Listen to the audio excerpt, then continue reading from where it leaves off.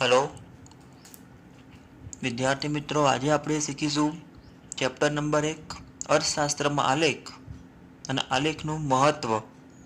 તો અર્થશાસ્ત્ર વિષયની અંદર આલેખ શા માટે મહત્વનો છે, આલેખ કેમ દોરવામાં આવતો હશે, અર્થશાસ્ત્રમાં આલેખ અને આલેખ ત્યાર પછી આવશે આકૃતિ, જે તમે 11મા ધોરણમાં શીખી ગયા હતા, આકૃતિઓ માંગ રેખા, પુરવઠા રેખા વગેરે। તો આકૃતિ અને આલેખમાં શું તફાવત છે તેની થોડીક માહિતી આપણે પ્રાપ્ત કરીએ। ધોરણ 12ની અંદર આ ચેપ્ટરમાંથી તમારે કમ્પલસરી એક આલેખ પૂછાશે જ, જે પાસેનો સ્તંભ આકૃતિ હોઈ શકે છે અથવા તો સાદી સ્તંભ આકૃતિ વગેરે। આલેખના કેટલાક પ્રકારો પણ આવશે। ડેટા સીડી શા માટે તૈયાર કરવામાં આવતી હશે એની પણ થોડીક માહિતી મેળવીએ। અર્થશાસ્ત્રની અંદર આલેખ દોરતી વખતે કેટલીક બાબતો ધ્યાનમાં પણ રાખવી પડશે, તેની પણ ચર્ચા આ ચેપ્ટરમાં થોડીક આપણે કરીશું। જેમ કે સૌથી પહેલા એક પ્રશ્ન આવશે કે અર્થશાસ્ત્રના અભ્યાસ દરમિયાન ટેકનોલોજીનો ઉપયોગ અને તે અંગે આપણે સમજૂતી મેળવીએ। તો ટેકનોલોજીમાં કોમ્પ્યુટર ટેકનોલોજી અને ઇન્ટરનેટ ટેકનોલોજી બે પ્રકારની ટેકનોલોજી જોવા મળશે। તેમાંથી આપણે અભ્યાસ કરવાનો છે માત્ર કોમ્પ્યુટર ટેકનોલોજીનો ઉપયોગ શા માટે કરવામાં આવશે। તો ઇકોનોમિકના અભ્યાસ દરમિયાન કોમ્પ્યુટર ટેકનોલોજી કઈ રીતના ઉપયોગી થશે તેની થોડીક માહિતી મેળવીએ।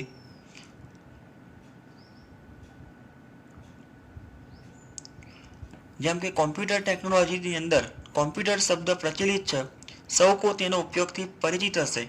તો અર્થશાસ્ત્રના અભ્યાસમાં કોમ્પ્યુટરના ઉપયોગથી વિવિધ રીતે કરી શકાય। જેમ કે કોઈ પણ વ્યક્તિએ પ્રેઝન્ટેશન તૈયાર કરવું હોય તો તમે બધું આવડતું જ હશે લગભગ કે પ્રેઝન્ટેશન કઈ રીતના તૈયાર થાય, કોમ્પ્યુટરની અંદર માહિતી કઈ રીતના સંગ્રહ કરવી વગેરે કેટલીક માહિતી મેળવીએ। જેમ કે પ્રેઝન્ટેશન તૈયાર કરવા તો અર્થશાસ્ત્રના સિદ્ધાંતો કે અટપટી આંકડાકીય માહિતીને પાવર પોઈન્ટ પ્રેઝન્ટેશન, ધ્યાન રાખજો પ્રેઝન્ટેશન હંમેશા પાવર પોઈન્ટની અંદર જ તૈયાર થશે, ખૂબ જ સરળતાથી સમજાઈ શકાય।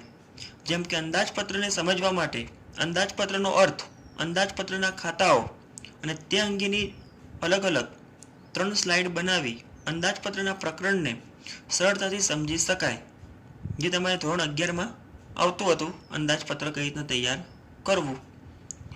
ત્યાર પછી આવશે કોઈ પણ વિષયની માહિતીને એક્સેલ વર્કશીટ પર મૂકવા માટે। તો એક્સેલ વર્કશીટનો ઉપયોગ મોટે ભાગે આંકડાકીય માહિતી માટે કરવામાં આવશે। તો અર્થશાસ્ત્રના વિશિષ્ટ સિદ્ધાંતો અને તજજ્ઞો દ્વારા ખૂબ જ ઊંડાણપૂર્વક અભ્યાસ કરનાર ઘણી બધી બાબતો આંકડાકીય માહિતીનો ઉપયોગ કરવો પડતો હોવાથી આવી માહિતી કોમ્પ્યુટર પ્રોગ્રામની એક્સેલ શીટમાં મૂકી સરળતાથી માહિતી પ્રાપ્ત કરી શકાશે। જેમ કે તમારે કોઈ પણ પ્રકારનો સરવાળા કરવા હોય, સરેરાશ શોધવો હોય, સહસંબંધ શોધવો હોય કે મૂલ્ય ઝડપથી કે મિનિટોમાં મેળવી શકાય। એક્સેલ શીટ એ આંકડાકીય માહિતીને પ્રોસેસ કરવાનો એક પ્રોગ્રામ છે, ધ્યાન રાખજો। એક્સેલ વર્કશીટ એ આંકડાકીય માહિતીને ઝડપથી પ્રોસેસ કરવા માટે એક પ્રોગ્રામ તરીકે ઉપયોગમાં લેવાશે, જે આંકડાકીય માહિતી વિવિધ પ્રકારની આકૃતિ પણ દોરી શકાય। ત્યાર પછી આવશે વિવિધ પ્રકારના વિષયોની માહિતી ચિત્ર દ્વારા રજૂઆત કરવી। તો કોમ્પ્યુટર ટેકનોલોજીનો ઉપયોગ કેટલાક પ્રોગ્રામની મદદથી અર્થશાસ્ત્રની આંકડાકીય માહિતીનો ઉપયોગ કરી આકૃતિ કે આલેખ દોરી શકાય। જેમ કે વર્ડ ફાઇલમાં ઉપયોગ કરી આકૃતિ કે આલેખ દોરી શકાશે। વર્ડ ફાઇલમાં નાના ઉપયોગથી નાની મોટી આકૃતિઓ પણ દોરી શકાય, જેમ કે માંગ રેખાની આકૃતિ હોય કે પુરવઠા રેખાની આકૃતિ હોય, સરળતાથી તમે દોરી શકશો। તે સિવાય એક્સેલ શીટ દ્વારા અર્થશાસ્ત્રની આંકડાકીય માહિતી માટે આકૃતિના આલેખના ચોક્કસ માપ મુજબ દોરવામાં ઉપયોગી થઈ શકે। ત્યાર પછી આવશે અભ્યાસ સામગ્રી સાચવવા માટે। અભ્યાસ સામગ્રી કોઈ પણ પ્રકારની હોય તે સાચવવા માટે પણ કોમ્પ્યુટરનો ઉપયોગ તમે કરી શકો ટેકનોલોજીનો। જેમ કે અર્થશાસ્ત્રના અભ્યાસ તેમજ સંશોધન વિષયની ઘણી બધી માહિતીઓ જરૂરી હશે। અનિવાર્ય માહિતી માટે કે આવી માહિતી નોટબુક કે પુસ્તકમાં સાચવવા ખૂબ જ મુશ્કેલી થશે। તે ઉપરાંત કોમ્પ્યુટરની હાર્ડ ડિસ્ક કે પેન ડ્રાઈવમાં સંગ્રહ કરી તમે ગમે તે સ્થળે સહેલાઈથી ઉપયોગ કરી શકો। તે ઉપરાંત આવી માહિતી જો તમે ઈમેલમાં સાચવી હોય તેનો ઉપયોગ તમે કોઈ પણ જગ્યાએ સરળતાથી પણ કરી શકાય અને આવી માહિતી સાચવી શકાશે. તો આ રીતના કોમ્પ્યુટરની અંદર અર્થશાસ્ત્રના અભ્યાસ દરમિયાન કેટલીક માહિતી સાચવવાની જરૂરિયાત પડતી હોય તો તમે ઝડપથી માહિતીને પેનડ્રાઈવ, હાર્ડ ડિસ્ક કે ઈમેલમાં વગેરે જગ્યાએ સાચવી શકો. તે ઉપરાંત પણ ગૂગલ ડ્રાઈવ છે, ડિજીલોકર છે, આવી ઘણી બધી વેબસાઇટો સરકાર તરફથી પણ બહાર પાડવામાં આવેલી પ્રોગ્રામો છે અને વેબસાઇટની અંદર પણ તમે માહિતીનો ઉપયોગ સાચવવા માટે કરી શકો છો. ત્યાર પછી વિદ્યાર્થી મિત્રો, આપણો બીજો પ્રશ્ન જોઈએ કે આકૃતિ કે આલેખ દોરતી વખતે ધ્યાનમાં રાખવાની બાબતો. આ પ્રશ્ન ખાસ ધ્યાન રાખજો. આકૃતિ કે આલેખ દોરતી વખતે તમારે કઈ કઈ બાબતો ધ્યાનમાં રાખવી જોઈએ જે તમે 11મા ધોરણમાં માહિતી મેળવી ગયા હશો. તો અહીંયા પણ થોડીક માહિતીની ચર્ચા કરીએ. જેમ કે આકૃતિ અને આલેખમાં શું તફાવત હોય, આકૃતિ કે આલેખ દોરતી વખતે કઈ કઈ બાબતો ખાસ ધ્યાનમાં રાખવી. જેમ કે પહેલી જ બાબત છે આકૃતિ કે આલેખના પ્રકારની પસંદગી અને રજૂઆત. કારણ કે આકૃતિ અને આલેખના ઘણા બધા પ્રકાર હોઈ શકે છે. જેમ કે આલેખ તમે સાદી સ્તંભ આકૃતિ, પાસપાસીની સ્તંભ આકૃતિ, વિભાજિત સ્તંભ આકૃતિ, વૃત્તાંશ આકૃતિ, વર્તુળ આકૃતિ, છૂટાછવાયા બિંદુઓવાળી આકૃતિ, ઘણી બધી આલેખના પ્રકારો છે જેમાંથી કયા પ્રકારની માહિતી આપેલ છે અને તે માહિતીના આધારે કયા પ્રકારનો આલેખ દોરવો તે ખૂબ જ જરૂરી છે. જેમ કે આકૃતિ કે આલેખના પ્રકાર અને પસંદગી અને તેની રજૂઆત કઈ રીતના કરવી. તો કોઈ પણ પ્રકારની માહિતી કે આકૃતિ આલેખ દ્વારા આકર્ષિત અને અસરકારક બનાવવા, આકૃતિ કે આલેખ દ્વારા આકર્ષક અને અસરકારક બનાવવા આકૃતિ કે આલેખના પ્રકારની પસંદગી ખૂબ જ મહત્વની બનશે. જેમ કે કોઈ પણ માહિતી વિભાજિત સ્તંભ આકૃતિ અને વૃત્તાંશ આકૃતિ બંને દ્વારા રજૂ થઈ શકતી હોય તો આ બંને આકૃતિમાંથી કઈ આકૃતિની દ્વારા રજૂઆત વધુ અસરકારક બનશે તે પસંદગી આપણે જાતે કરવાની રહેશે. ત્યાર પછી આવશે માહિતીની સ્પષ્ટતા. તો કોઈ પણ માહિતીની આકૃતિ કે આલેખ દ્વારા રજૂઆત ચોખ્ખી અને સુડળ એટલે કે સ્વચ્છ હોવી જોઈએ. રજૂ કરેલી માહિતી શું દર્શાવવા માંગે છે તે પણ જણાવવું જરૂરી રહેશે. મતલબ કે માહિતીની સ્પષ્ટતા કરવી. તમે જે કંઈ આકૃતિ દોરતા હો કે આલેખ દોરતા હો તે આકૃતિ કે આલેખ દોર્યા પછી તેનું વિશ્લેષણ પણ આપણે કરવું પડશે કે માહિતી શું દર્શાવવા માંગી રહી છે. ત્યાર પછી આવશે ચોક્કસ સ્કેલ માપ, બંને ધરી પરની વિગતો. તો ચોક્કસ સ્કેલ માપ એટલે શું? તો આકૃતિ કે આલેખ દોરવા માટે એવું સ્કેલ માપ પસંદ કરવું. ધ્યાન રાખજો, આકૃતિ કે આલેખ દોરવા માટે એ પ્રકારનું સ્કેલ માપ પસંદ કરવું જોઈએ જેથી આકૃતિ કે આલેખ અત્યંત નાના કે મોટું કદ ધારણ ન કરે. કારણ કે જો સ્કેલ માપ વધુ લેવામાં આવશે તો આલેખ અતિશય મોટો થશે અને સ્કેલ માપ ઓછું લેવામાં આવે તો આલેખ અત્યંત નાનો બનશે. માટે ચોક્કસ સ્કેલ માપ પસંદ કરવું જોઈએ. ત્યાર પછી આવશે બંને ધરી પરની વિગતો. તો બંને ધરી તો કઈ બે ધરી આવશે? એક્સ અને વાય. કારણ કે આકૃતિ હોય કે આલેખ હોય બંનેમાં બંને ધરી તમને જોવા મળશે જ. એક્સ ધરી અને વાય ધરી એટલે કે ઊભી ધરી અને એક આડી ધરી. સ્વતંત્ર ચલ, પરતંત્ર ચલ. તો આકૃતિ કે આલેખ માટે બંને ધરી ઉપર એટલે કે એક્સ અને વાય ધરી ઉપર કઈ વિગત દર્શાવી તે પણ તમારે જાણકારી પ્રાપ્ત કરવી પડશે અને જણાવવું જરૂરી હશે. ત્યાર પછી આવશે આંકડાકીય માહિતીનો સ્ત્રોત અને માહિતી ગણવાની રીત. આંકડાકીય માહિતીનો સ્ત્રોત, માહિતી ગણવાની રીત. તો આકૃતિ કે આલેખમાં જે માહિતી માટે દોરવામાં આવ્યો હોય તે માહિતીનો સ્ત્રોત મતલબ કે માહિતી તમને ક્યાંથી પ્રાપ્ત થઈ છે તે પણ દર્શાવવું જોઈએ જે આકૃતિ કે આલેખ વિશ્વાસનીય અને અધિકૃત સાબિત થશે. મતલબ કે જો માહિતી ચોક્કસ હોય, જેમ કે વસ્તી ગણતરીની માહિતી હોય, બેરોજગારીની માહિતી હોય કે શ્રમિકોની માહિતી હોય, દરેક માહિતી કયા ક્ષેત્રમાંથી કે કયા સ્ત્રોતમાંથી પ્રાપ્ત થઈ છે તે પણ દર્શાવવું પડશે. માહિતી ગણવાની રીત. જ્યારે માહિતી સ્પષ્ટ ન હોય તો તેવી માહિતીના સ્પષ્ટીકરણ માટે વપરાયેલી આંકડાશાસ્ત્રના સાધનોની વિગત દર્શાવવી જોઈએ. એટલે કે કોઈપણ પ્રકારની માહિતી જો સ્પષ્ટ નથી તો તેને સ્પષ્ટ કરવા માટે કયા પ્રકારના આંકડાશાસ્ત્રના સાધનની ઉપયોગ કર્યો તે પણ સ્પષ્ટ કરવું પડશે. દાખલા તરીકે વૃત્તાંશ આકૃતિ દોરવા માટે જો આંકડાકીય માહિતી સ્પષ્ટ ન હોય તો તો વૃત્તાંશને આંકડાકીય માહિતી દ્વારા સ્પષ્ટ કરી રજૂઆત કરવી પડશે. ત્યાર પછી એક બીજો પ્રશ્ન આવશે મિત્રો કે આકૃતિ એટલે શું અને તે શા માટે દોરવામાં આવે છે. જે આ પ્રશ્ન તમારે સેક્શન સી અથવા સેક્શન ડીમાં 2 અથવા 3 માર્કમાં પૂછાઈ શકે છે કે આકૃતિ શા માટે દોરવામાં આવે છે અને આલેખ શા માટે દોરવામાં આવે છે, બંને વચ્ચે શું તફાવત છે. તે પ્રશ્નમાં થોડો ઇમ્પોર્ટન્ટ છે, થોડુંક ધ્યાન આપજો. જેમ કે અવલોકિત માહિતીનું ચિત્ર દ્વારા પ્રતિનિધિત્વ એટલે આકૃતિ. ધ્યાન રાખજો કે અવલોકિત માહિતીનું ચિત્ર દ્વારા પ્રતિનિધિત્વ એટલે આકૃતિ. તો આકૃતિની વ્યાખ્યા પણ સેમ જ બનશે. અવલોકિત માહિતી, તમને જે કંઈ માહિતી પ્રાપ્ત થઈ છે તે માહિતીનું ચિત્ર દ્વારા પ્રતિનિધિત્વ કરવામાં આવે તેને આકૃતિ કહી શકાય. ત્યાર પછી આવશે આકૃતિ. વિજ્ઞાપન કંપનીઓ, તમે જોયું હશે કે જાહેરાત આપની કંપનીઓ પણ ચિત્રો દ્વારા પોતાનું જાહેરાતનું આકર્ષણ ઊભું કરવા માટે પણ ઘણી જગ્યાએ આકૃતિનો ઉપયોગ કરતા જોવા મળશે જ. ત્યાર પછી આવશે રાજ્ય સરકાર વિવિધ ક્ષેત્રની માહિતી આપવા, જેમ કે કૃષિ ક્ષેત્ર હોય, ઉદ્યોગ ક્ષેત્ર હોય કે ખાનગી ક્ષેત્ર હોય કે જાહેર ક્ષેત્ર હોય, કોઈ પણ ક્ષેત્રની અંદર રાજ્ય સરકાર વિવિધ પ્રકારની માહિતી આપવા માટે પણ આકૃતિનો ઉપયોગ કરતી જોવા મળશે જ. સામાજિક સંસ્થાઓ અલગ અલગ સામાજિક પ્રશ્નની અસરકારક રજૂઆત દ્વારા પણ સમાજમાં જાગૃતિ ફેલાવવા માટે પણ આકૃતિનો ઉપયોગ કરતી જોવા મળશે જ. ત્યાર પછી પ્રશ્ન આવશે કે આલેખ એટલે શું અને આલેખ શા માટે દોરવામાં આવશે.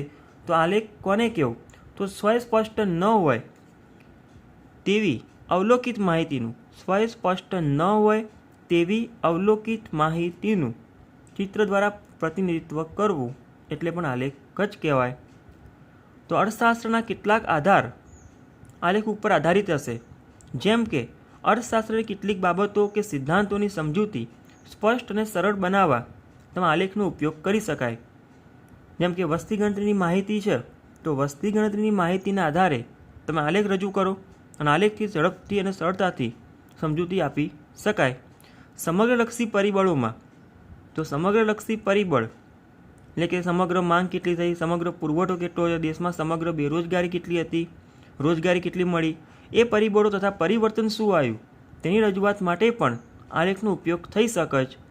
ટૂંકા અને લાંબા ગાળાના આકસ્મિક પરિવર્તનો કે નિયમિત પરિવર્તનનો અભ્યાસ કરવા આલેખ ખૂબ જ ઉપયોગી બનશે. ડેટા સીડી પર નોંધ લખો. આ પ્રશ્ન સેક્શન ડીમાં 3 માર્કમાં ટૂંક નોંધ છે. ખાસ ધ્યાન રાખજો વિદ્યાર્થી મિત્રો કે ડેટા સીડી કોને કહેવી. જે સીડી તમે જોયેલી તો હશે જ, તો સીડીનું પૂરું નામ શું થશે, તો કોમ્પેક્ટ ડિસ્ક મતલબ કે સીડી. તો અર્થતંત્રને સંબંધિત આંકડાકીય માહિતી મેળવી કેટલીક સંસ્થાઓ આ આંકડાકીય વિગતો ભેગી કરશે. એ માહિતીનો અહેવાલ તૈયાર કરી અધિકૃત આંકડાકીય માહિતીને એક સીડીમાં રજૂ કરશે અને તે સીડી બજારમાં વેચવા માટે મૂકી શકે છે. તો સંશોધન સંસ્થાઓ, શૈક્ષણિક સંસ્થાઓ આવી સીડીઓ ખરીદી કરશે. શૈક્ષણિક સંસ્થા અને ઔદ્યોગિક સંસ્થાઓ કે સંશોધન કરતી સંસ્થાઓ વગેરે સંસ્થાઓ આ પ્રકારની ડેટા સીડી ખરીદે અને અર્થતંત્રના અભ્યાસ આધારે તે પોતાના નિર્ણયો લઈ શકે છે. તો ભારતની રાષ્ટ્રીય આવકની ગણતરીની ડેટા સીડી તમે જોવા મળશે બજારમાં. વસ્તી ગણતરીની ડેટા સીડી હોય કે NSSO મતલબ કે નેશનલ સેમ્પલ સર્વે ઓર્ગેનાઇઝેશનની ડેટા સીડી, વિવિધ મંત્રાલયોના આંકડાઓની ડેટા સીડી વગેરે બજારમાં તમને જોવા મળશે જ. ત્યાર પછી CMIE central for monitoring Indian economic, આ સંસ્થા પણ અર્થશાસ્ત્રના આંકડાકીય માહિતીની ડેટા સીડી તૈયાર કરી તેનું વેચાણ કરતી બજારમાં જોવા મળશે. પરંતુ આ બધી સીડીનો ઉપયોગ મોટે ભાગના લોકો જે માહિતી જાણકાર પ્રાપ્ત કરવા માગતી હશે તે લોકોનો ઉપયોગ વધુ પડશે. જાહેર જનતાનો ઉપયોગ બહુ કરી શકતી નથી.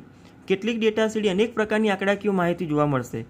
જરૂરી માહિતી માત્ર જાણકાર વ્યક્તિ જ મેળવી શકશે. જો કોઈ વ્યક્તિને જાણકારી નથી તો એ આ સીડીનો ઉપયોગ કરી શકશે નહીં. જ્યાં ડેટા સીડી ખૂબ જ ઇમ્પોર્ટન્ટ ટોકનોન છે, તૈયાર રાખજો. ત્યાર પછી પ્રશ્ન આવશે કે આકૃતિ કોને કહેવી, આલેખ કોને કહેવું. તો અવલોકિત માહિતીને ચિત્ર દ્વારા જે કંઈ માહિતી પ્રાપ્ત થઈ હોય તે માહિતીને ચિત્ર દ્વારા પ્રતિનિધિત્વ કરવું એટલે આકૃતિ, અને સ્વસ્પષ્ટ ન હોય તેવી માહિતીને ચિત્ર દ્વારા પ્રતિનિધિત્વ એટલે આલેખ. જો માહિતી સ્પષ્ટ હોય તો આકૃતિ દોરવામાં આવશે, અને માહિતી સ્પષ્ટ ન હોય તો આલેખ દોરવામાં આવે છે. થોડુંક ધ્યાન રાખજો. ત્યાર પછી આવશે આલેખ, જે સાદો સ્તંભ આલેખ અને પાસેનો સ્તંભ આલેખ. આ ખાસ તૈયાર રાખવા. દાખલા તરીકે નીચેની આંકડાકીય માહિતીના આધારે સ્તંભ આકૃતિ દોરી વિશ્લેષણ કરો. તમને એક્ઝામની અંદર માત્ર આટલું કોષ્ટક જ દોરેલું આપશે કે આંકડાકીય માહિતીના આધારે સાદી સ્તંભ આકૃતિ દોરો અથવા વિભાજિત સ્તંભ આકૃતિ દોરો. જેમ કે સમયગાળો અને શહેરી વસ્તી ટકામાં આપેલી છે. જેમ કે 1951માં, 1961માં, 1971, 1981, 1991 અને 2001 જે સમયગાળો તમારે એક સતત અને સરખો છે. 51થી 61, 61થી 71, 71થી 81, 81થી 91, 91થી 2001. અને શહેરી વસ્તી 17.29, 17.97, 19.91, 23.34, 25.70 અને 27.81 વસ્તીનું પ્રમાણ તમને ટકાવારીમાં દર્શાવ્યું છે. તો તેને આધારે આલેખ કઈ રીતના રજૂ કરવો, જે વિશ્લેષણ કરવું પડશે.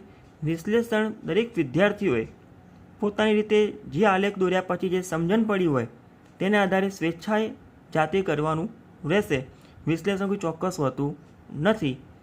તો સાદો સ્તંભ આલેખ કઈ રીતના રજૂ કરવો, તો આલેખની મુખ્ય બે ધરી જોવા મળશે, વાય ધરી અને એક્સ ધરી, એટલે કે ઊભી અને આડી ધરી.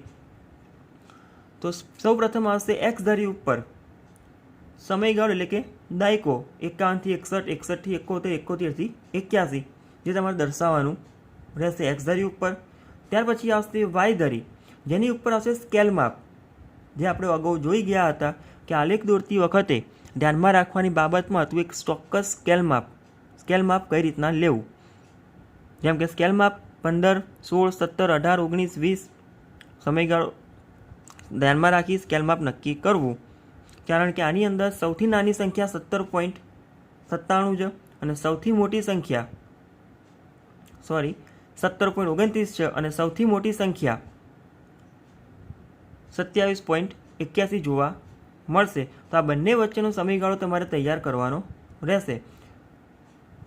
સમયગાળા આધારે અલગ અલગ પ્રકારના તમારે સ્તંભ દોરવા. 1951ના આધારે 17.29નો સ્તંભ, ત્યાર પછી આવશે 17.97નો સ્તંભ, 19.91નો સ્તંભ, 23.34, 25.70 અને 27.81 અલગ અલગ પ્રકારના સ્તંભ દોરવામાં આવશે. એક્સ ધરી ઉપર આવશે સમયગાળો, વાય ધરી ઉપર આવશે સ્કેલ. 1 સેમી બરાબર 1 બિંદુ આપણે લીધેલ છે. આ રીતના સાદો સ્તંભ આલેખ તૈયાર કરવો. જો આંકડાકીય માહિતી બે પ્રકારની આપેલી હોય તેના આધારે અહીંયા તમારે બે સ્તંભ સાથે સાથે દોરવાના રહેશે. જે કોઈ સ્તંભ દોરો તે સ્તંભનું વચ્ચેનો અંતર સરખું રાખવાનું રહેશે, બહુ અલગ અલગ રાખવું નહીં. આ રીતના આલેખ દોર્યા પછી એનું વિશ્લેષણ કરવું. તો વિશ્લેષણમાં શું લખવું, તો એક્સ ધરી ઉપર સમયગાળો અને વાય ધરી ઉપર શહેરી વસ્તી ટકામાં દર્શાવેલ છે. બીજો મુદ્દો આવશે 1951માં શહેરી વસ્તી 17.29% જોવા મળી, જે વધીને 1961માં શહેરી વસ્તી 17.97% આસપાસ રહેશે. 71માં 19.91% થઈ, 81માં 23.34% થઈ, 91માં 25.70% થઈ, 2001માં 27.81% જોવા મળશે. આ રીતના સમગ્ર આલેખ પરથી એવું કહી શકાય કે 1951થી લઈ 1991 સુધી અને ત્યાર પછી 2001 દરમિયાન સતત વસ્તીમાં વધારો જોવા મળશે. તો 1951માં વસ્તીનું પ્રમાણ હતું 17.29%, જે 2001માં વધીને સીધું જ થઈ ગયું 27.81%. આ રીતના તમારે જાતે જે રીતે યોગ્ય લાગે તે મુજબ વિશ્લેષણ કરવાનું રહેશે. આ હતી સાદી સ્તંભ આકૃતિ. આ પ્રકારનો આલેખ તમારે એક્ઝામની અંદર પૂછાઈ શકે છે. આ હતું ચેપ્ટર નંબર 1 અર્થશાસ્ત્રમાં આલેખ અને આલેખનું મહત્ત્વ. એ થોડીક ચર્ચા આપણે કરી ગયા. ત્યાર પછીનું ચેપ્ટર નંબર 2